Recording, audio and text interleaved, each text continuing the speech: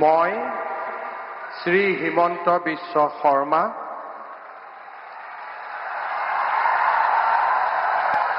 ঈশ্বৰৰ নামত শপত লওঁ যে বিধিৰ দ্বাৰা স্থাপিত ভাৰতৰ সংবিধানৰ প্ৰতি মই প্ৰকৃত বিশ্বাস আৰু আনুগত্য পোষণ কৰিম।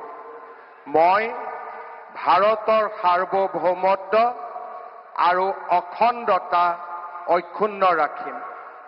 মই অসমৰ মুখ্যমন্ত্ৰী হিচাপে মোৰ কৰ্তব্য বিশ্বস্ততাৰে আৰু শুদ্ধ অন্তঃকৰণেৰে সম্পাদন কৰিম আৰু মই ভয় বা পক্ষপাত, অনুৰাগ বা বিদ্বেষ নোহোৱাকৈ সংবিধান আৰু আইন অনুসাৰে সকলো শ্ৰেণীৰ লোকৰ প্ৰতি ন্যায় আচৰণ কৰিম।